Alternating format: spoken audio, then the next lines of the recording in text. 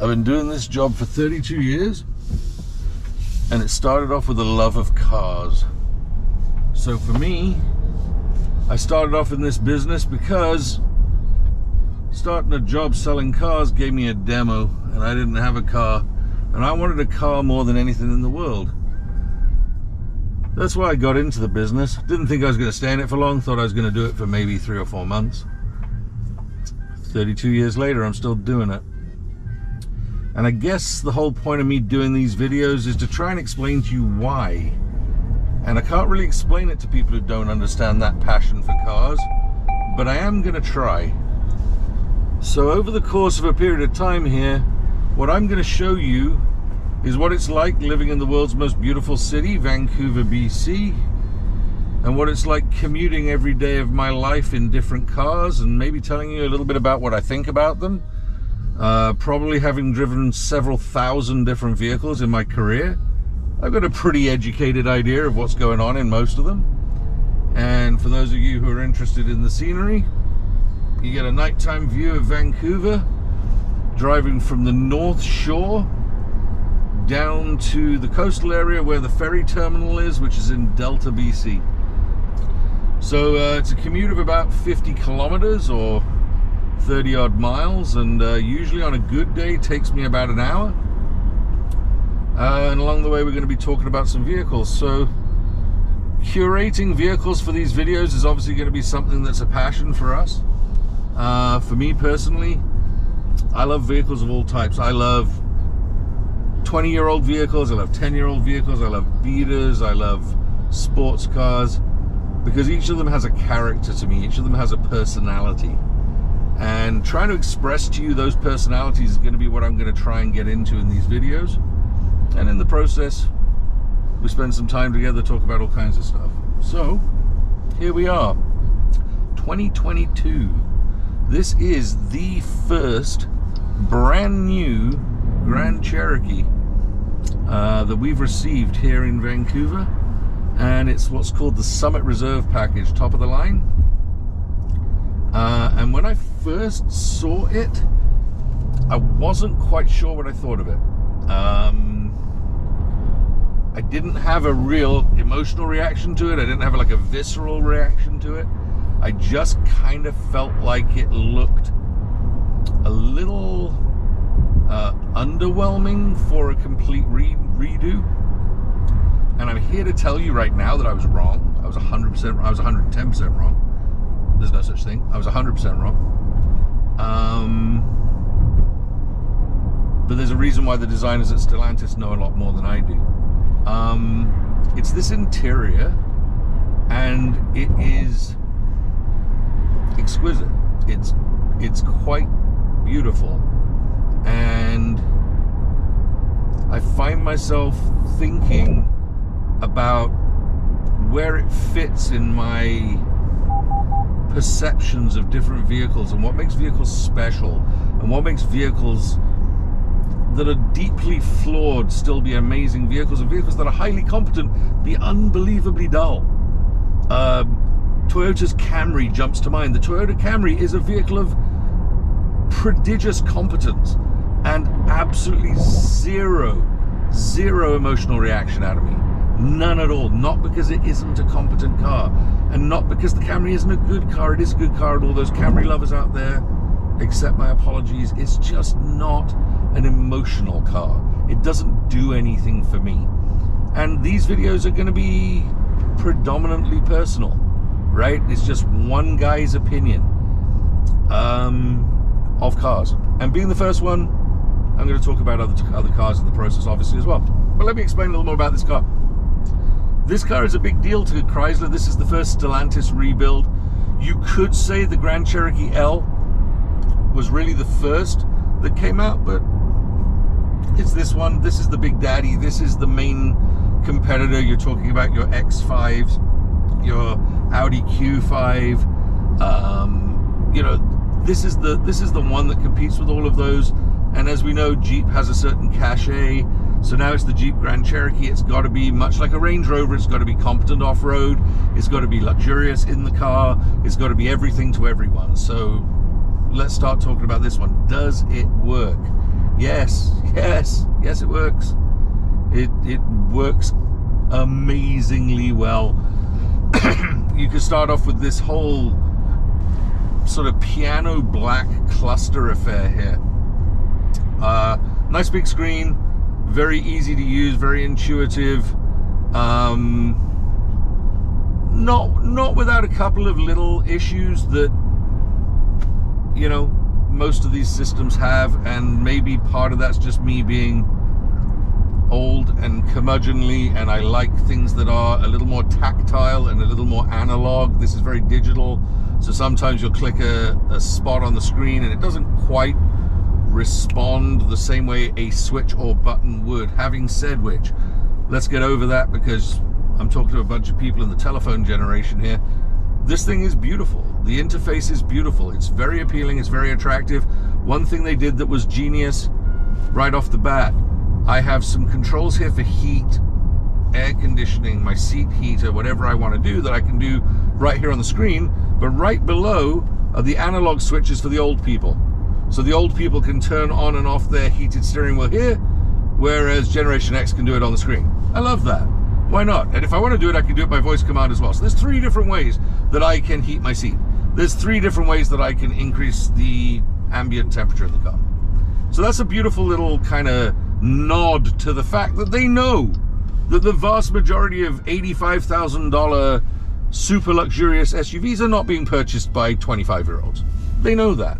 But they're trying to make a vehicle that's equally appealing. Anyway, as I was saying, it's beautiful. It's very, very neat. It's very clean. The ergonomics work well. Everything's easily within reach. Safety items are all across the top here in one bank. So if I want to turn off the incredibly annoying lane assist, I can.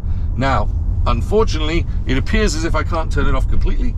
I've been trying. Doesn't seem to want to let me. Okay, I can live with that. It's a safety feature. I'm sure it's overruling me for a good reason. Just like it is now. There you go. Beep away. Next to it is the traction control switch off. Then I've got the parking control switch offs and the steering assist switch off. So all of my safety items are nicely clustered together. All of my climate controls are clustered together. So everything kind of works from an ergonomics perspective very, very well. But it's the look of it that is just so appealing. Like, everything here is so neat and clean, and dare I say it, looks like we stole a designer from Audi. It just works. Very, very nice. Coming across to my area here, to the steering area. First thing that I always go with, steering wheel. Nice, thick, leather wrapped, feels good. 10 and 2 position, nice, strong. My fully digital cluster is distracting. It's got so much to do there. I can put 1 gauge, 2 gauges. I can change color schemes.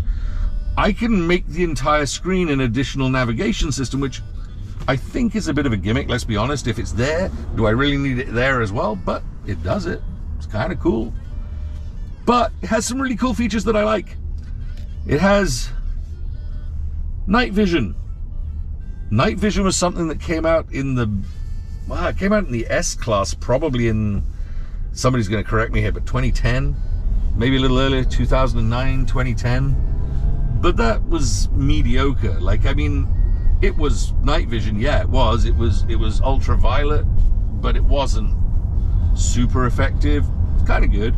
This is high res. Like, I kind of feel like somebody just loaned me a set of SWAT binoculars, and it's hooked up to like Airwolf or something. Like this is straight out of Knight Rider, guys. Like, I'm driving along, and it's not only doing night vision, it's picking up human beings on the sidewalk and highlighting them in yellow as I drive by. Like, this is a sniper's dream. This is unbelievable. Again, the word I used was distracting, because honestly, I want to drive looking at the screen. It's just so well done. But I kind of feel like that's not safe. Hypothetically, I could drive looking at the screen, and if I was driving in a Tesla and the Tesla had auto drive, this is essentially the technology that they're using. So hypothetically, me driving, looking at the screen, I can see just as well as I can see out the front. But damn, like, it's hard to make that adjustment. Anyway, very, very cool technology. So there's a ton of technology in this car. What else? Well, now you start getting into the more hypothetical things, right? You start getting into taste. You start getting into what makes a car special, different. So, performance. Let's talk about performance. This is not a performance vehicle, but it's not shabby. It's the 5.7 Hemi. It pulls well. It's in that 300 to 400 horsepower, 300 to 400 pound-foot of torque range.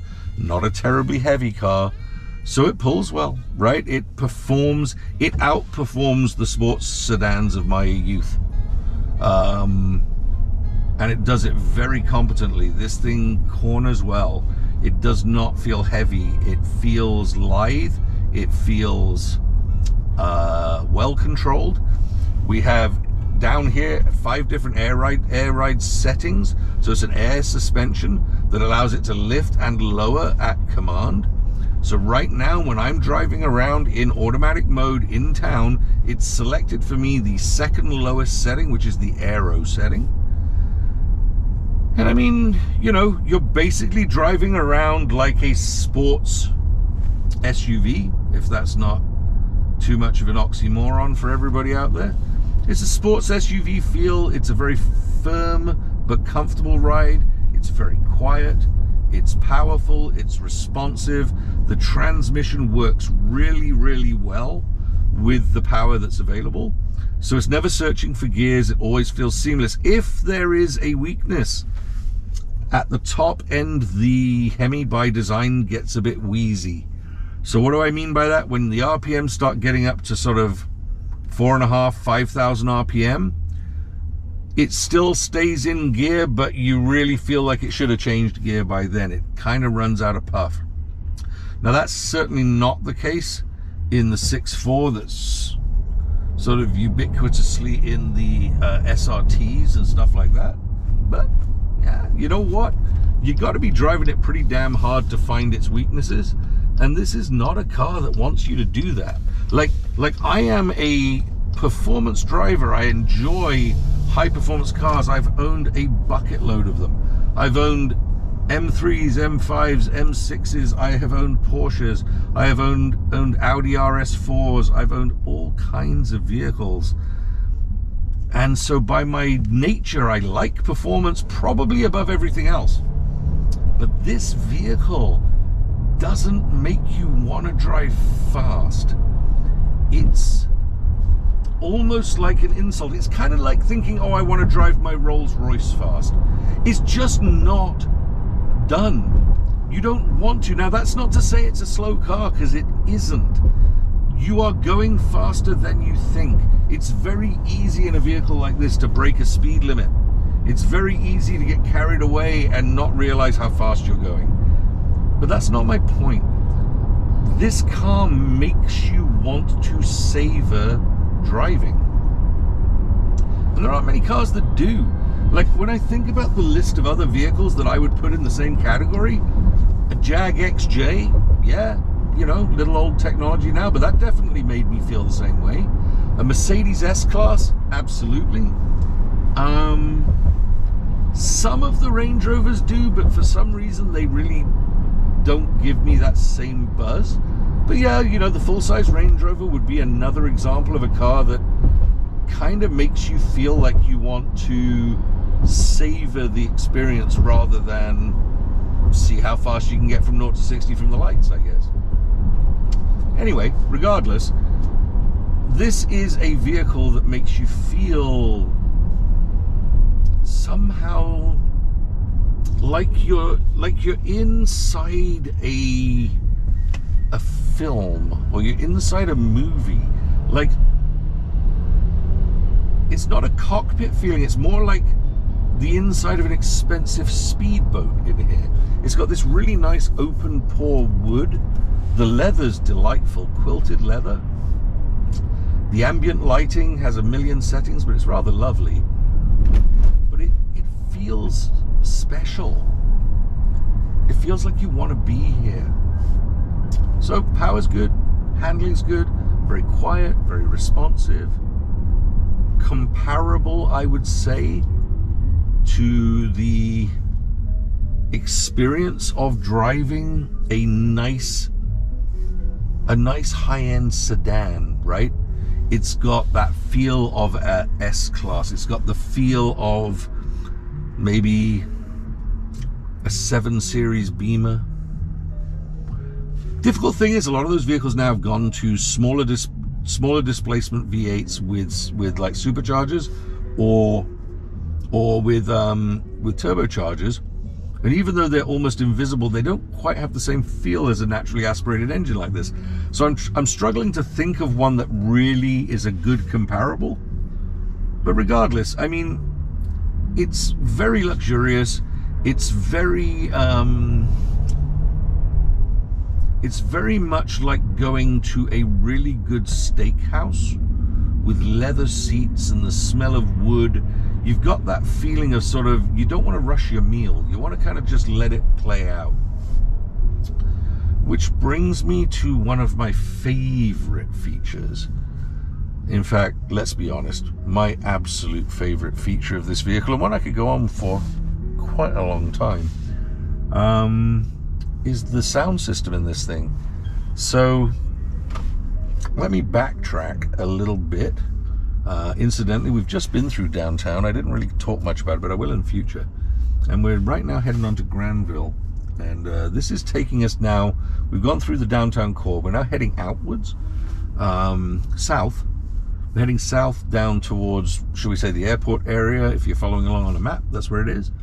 Anyway, the sound system in this. So I'm going to go back a bit. One of the things that I used to do when I first got involved in this industry was I used to differentiate my vehicles. We used to do a lot of accessories, and it was the time when lowering kits and cold air intakes would just start to hit the scene. And in fact, programming vehicles was 5 or 10 years into my career when those started becoming really well known and popular, late 90s, when you could start buying chips for vehicles, super chips and these other things. And one of the other key modifications that has died a death was the aftermarket stereo system. So the stereos from the manufacturers were universally horrible. Like, they were just terrible stereo systems.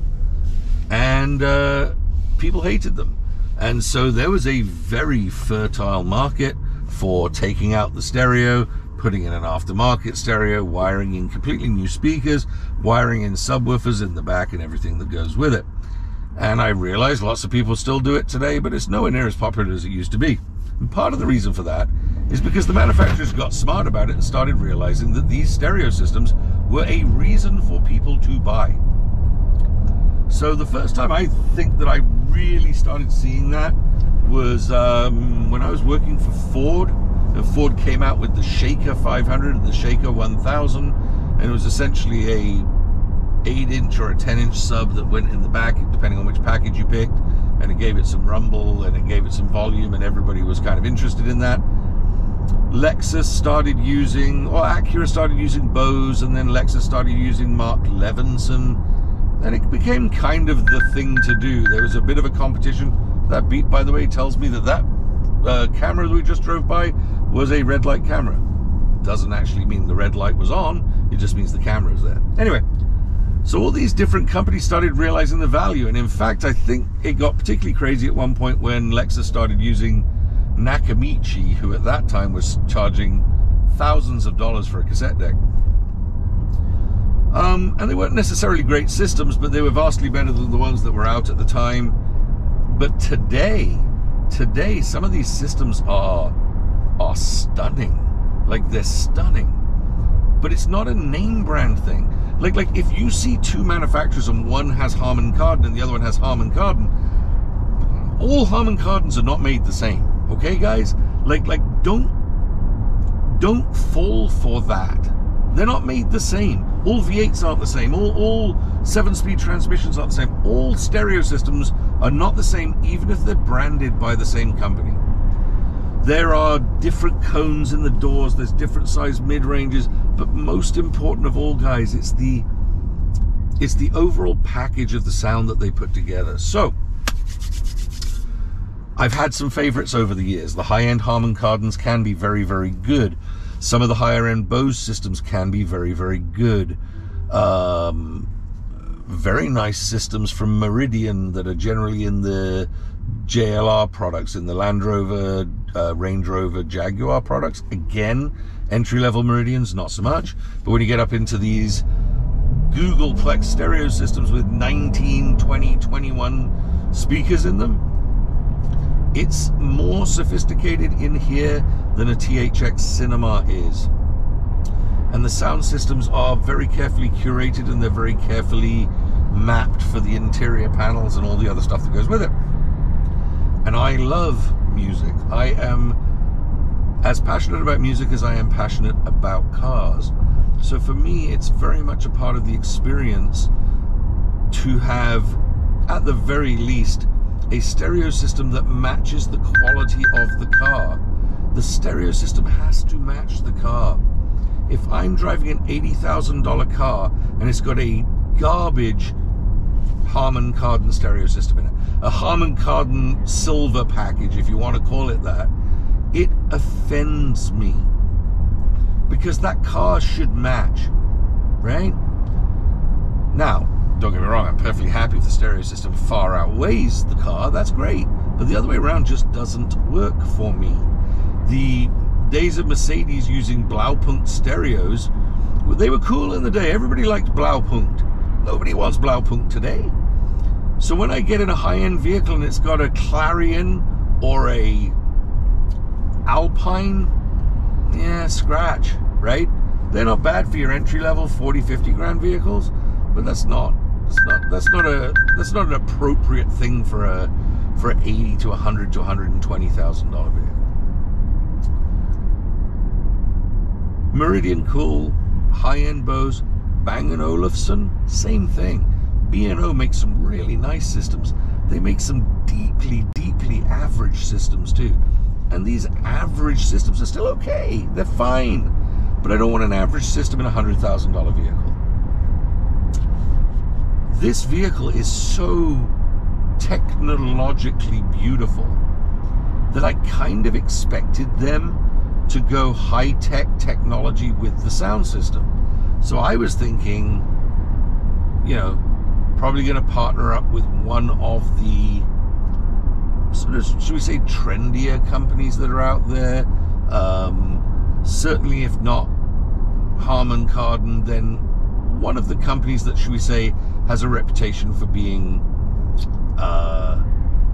with it and modern. What I didn't expect on any level is that they would partner with Macintosh. Now, for those of you who aren't as stereo nerdy as me, Macintosh are arguably one of the premier stereo amplifier home stereo makers out there.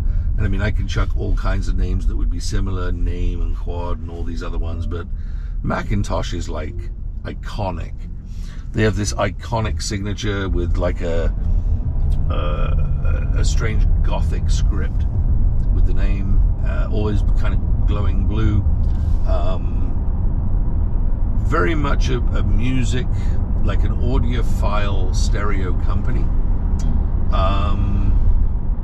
And this particular kind of branding, Macintosh is kind of old school. It's kind of, it's vacuum tubes, not you know, it's class, it's vacuum tube amps and power amp and preamp combinations. In fact, there's a TV series and a series of books called Bosch, and Hieronymus Bosch, the main character in it, is a police detective who loves jazz music. And his stereo of choice, his amplifier of choice at his expensive house is a Macintosh, because to anybody who's into that kind of stuff, Macintosh kind of says something. Macintosh tells you that what you're going to experience is something that is, if nothing else, sophisticated. Now, this particular stereo is just delightful. Like, it'll handle anything. Like, you can listen to hip hop, you can listen to anything. The bass is wonderfully tuned. It can take large quantities of volume with zero distortion. The build quality on this car is such that there is no booming, there's no, like, it's like this thing's been absolutely swaddled in soundproofing materials. And all of the sound is directed in the directions you want it to be. It's coming straight at you. But again, it's not really what you want to do in this car. Like, I like hip-hop. I like heavy metal. I like EDM music. I like all kinds of music. This vehicle just, it's the same thing again. It's almost slightly sacrilegious. You want this Macintosh to make you feel special. And it's part of the whole ambience of the vehicle. So it's a $90,000 vehicle that would play very, very well with $180,000, $200,000 Range Rover autobiographies. It's got a better stereo system. It's got a better interior. And I'm not being crass when I say that. Now, don't get me wrong, I'm sure Range Rover are working on their new design, but right now what it is a split screen, very touched up older design in the vehicle, and it feels it when you drive it too. Like the Range Rover, what made it epic 8 or 9 years ago now feels tired by comparison to the competition. So yes, I'm not for 1 second suggesting this engine is anywhere near as exciting as the Range Rover 5-liter V8 supercharged, but it's not really that much less exciting most of the time for what you generally use it for. And if you're doing a 45-minute commute across town like I am, or an hour-long commute, it doesn't feel special. This feels special. Like, it just does. Like, I'm struggling to think of the last SUV I drove in that was as nice as this one is. So this Meridian system, yeah, it makes you want to crack out the jazz. It makes you want to listen to blues, a bit of B.B. King. Right now I've got some Dave Brubeck playing, and it's just lovely. Here, have a listen to this.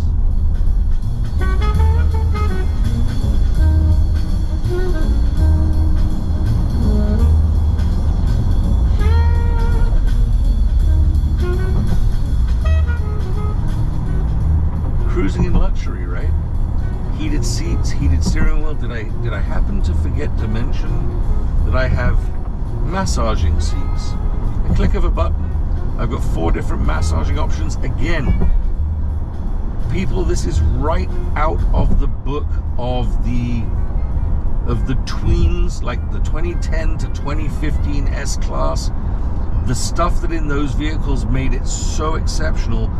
Of course, they've taken that technology, broken it out now into the 90 grand car, and they haven't just brought it, but they've enhanced it. This is a masterpiece of technology combined with restraint and classiness. The wood finish is classy, the leather is classy, it's not gaudy, it's not shiny, it's not slippery, it's comfortable and sculpted. The sound system is gorgeous. The interface is both digital and analog. Hell of a job, guys. Big panoramic roof, yeah, everyone's got that.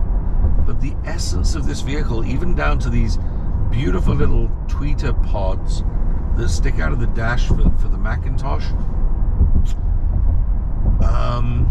People at Stellantis, keep this up. Like I work all disclosures ahead, I work as the general manager of a dealership, and the dealership brand that I work for is a Jeep brand. So this is my brand.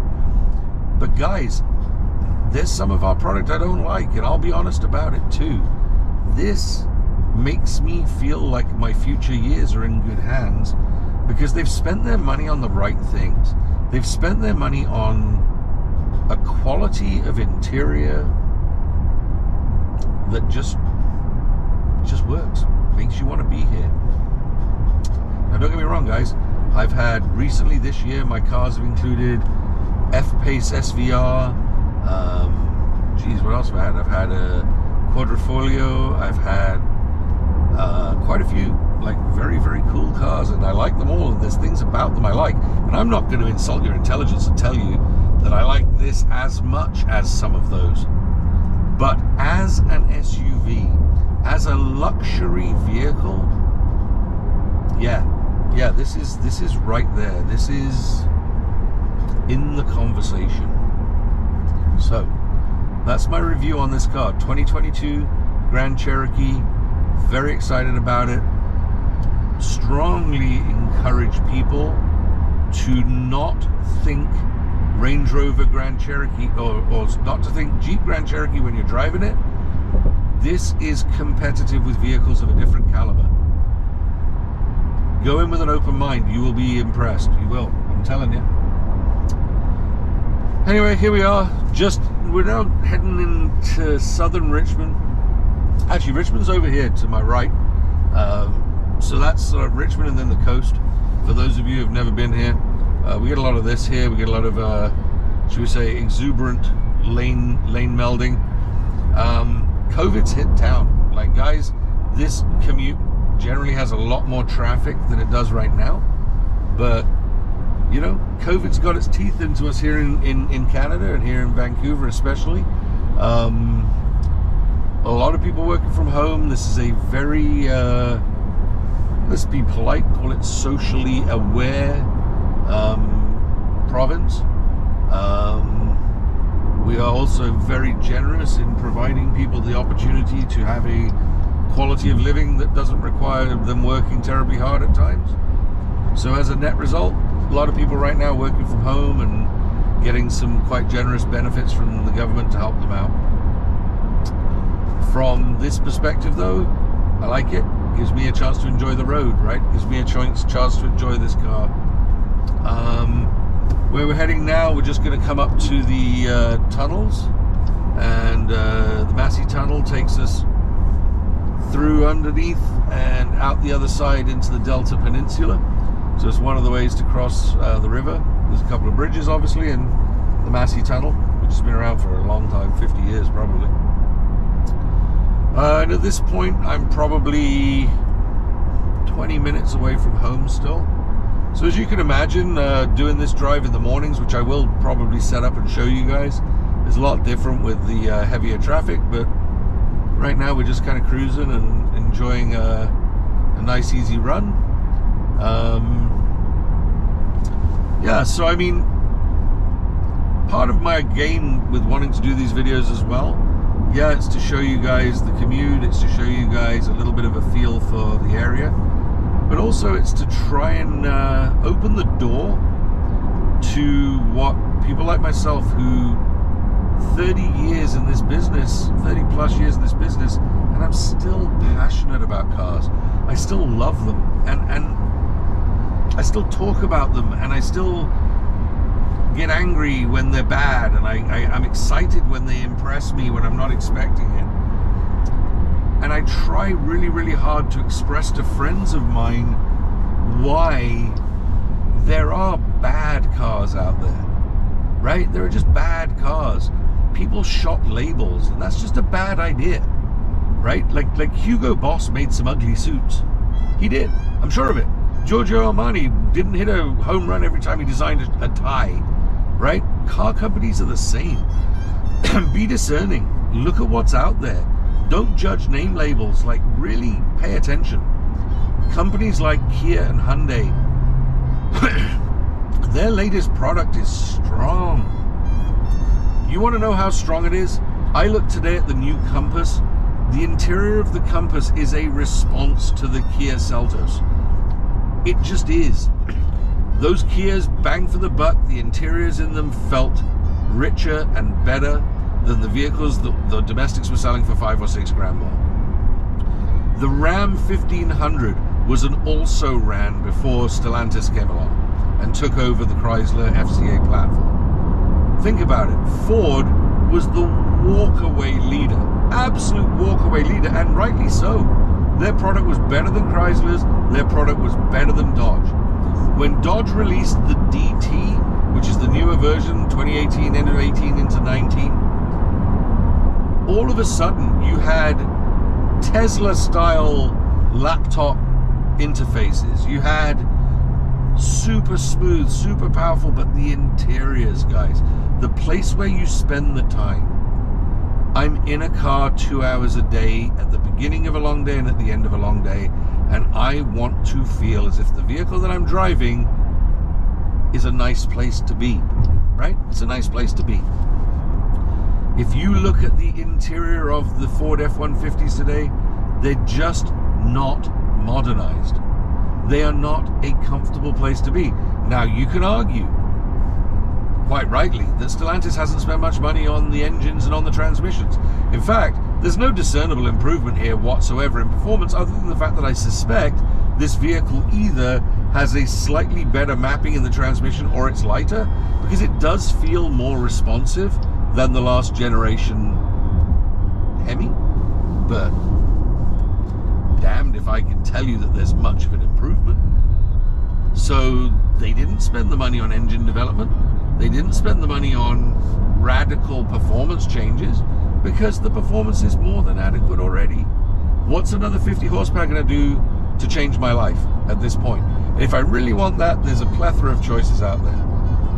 But this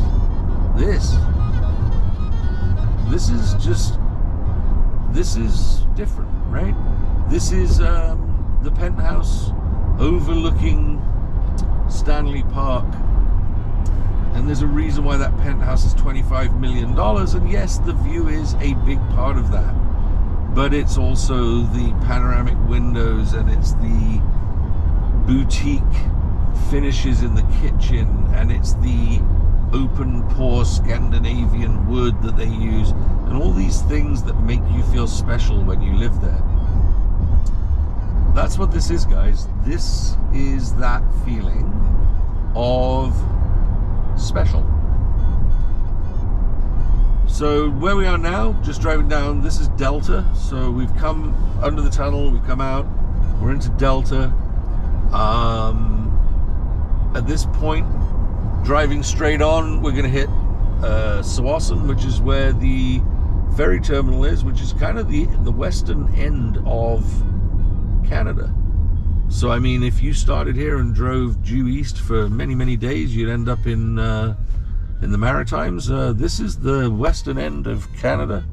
It's the beautiful place where I've chosen to live. I'm English by birth, but I've been over here now for, well, since 1994. And I think I live in one of the most beautiful parts of this beautiful, beautiful country. And I'm very blessed. You know, I'm very blessed, and I hope that sharing some of these videos, I get a chance to express to you not just why I love cars, but why I love the place where I live, why I love driving here. You get to see all kinds of weather, from extreme snow to very warm summers, all of which are great ways to kind of experience the whole concept of driving and what driving does for us as a human species, how it enables us and inspires us and gives us a unique individuality and a way of communicating to others what we stand for and what we believe in. I don't judge people who want to, back 10 years ago when they're buying a Prius because they're trying to make a statement, and I may think that statement's misplaced, because I may think that there's a massive hypocrisy to the idea of a vehicle like a Prius, because it's taunting or touting a set of ethics that the actual math of the carbon footprint doesn't match. Whatever. At least it's a way of expressing yourself. The guy who drives by me in a 20-year-old Volkswagen Golf, who has $10 million in the bank, is expressing himself, whether he realizes it or not. And he may be expressing some nihilistic desire to not have an opinion, or some desire to be anti-fashion, or whatever it is. But you know what, guys? In my opinion, it's still an expression. Whether you're expressing a desire to not express, it's still expressing something. It's an expression of free will, right? And somehow the car companies understand that. They understand that the proliferation of engine types, styles, body styles, even this, there's millions of ways you can customize your new Grand Cherokee. It's a shell in a box on which you imprint your own personality. That's part of the appeal, right? It's part of the appeal. And if a car like this one, for example, that touches something visceral inside of me, something in my personality that may be reminiscent of my childhood, and maybe somehow sitting in here feels slightly like sitting in my dad's study at home with its wooden cigar boxes and leather couches. Maybe there's something of that. Maybe something of that is making me listen to music that he used to like today, because there's a resonance there for me. I don't know. Maybe that's what it is. But what I do know is we spend a lot of money on these things, and we put a lot of time into them, and we spend a lot of time on them, right? Like, I spend a lot of time in here. I probably spend a lot of time that I'd much rather be spending with the people I love in my life. But if I'm gonna do this, then I want to do it in something that has some appeal to me, and that appeal can be all kinds of things. In this particular case, it's this feeling of specialness, a feeling of privilege, a feeling of luxury that is very pleasant. It really is very pleasant indeed. Yeah, that's probably it for today. We're at our journey's end. You guys have been with me for quite a while here, and hopefully some of you didn't fall asleep in the process. But we're here. We're in Sawasan, and yeah, my back is well massaged and warm. My hands are nice and warm. I'm very, very comfortable. And in a funny sort of way, wouldn't be upset if somebody told me I had to drive another half an hour tonight. And if it started raining, I'd like it even more, because this vehicle's just makes you kind of want to just see how deeply competent really it is. Like, it's lovely. Very, very nice. Very nice place to be. And I hope those of you who are interested in the new 2022 Grand Cherokee will be inspired to go and experience it for yourself. I assure you, you will not be disappointed.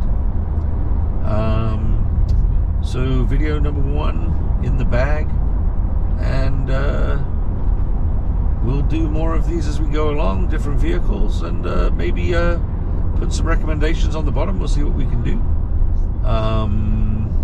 Happy to do the trucks and the Jeeps and the cars that we have in our product line, but also we have a bunch of used vehicles. So if there's something you're interested in and you'd like some feedback on it, let us know in the comments section, and we'll be happy to do it. And from this point on, we'll just let the Macintosh do its thing.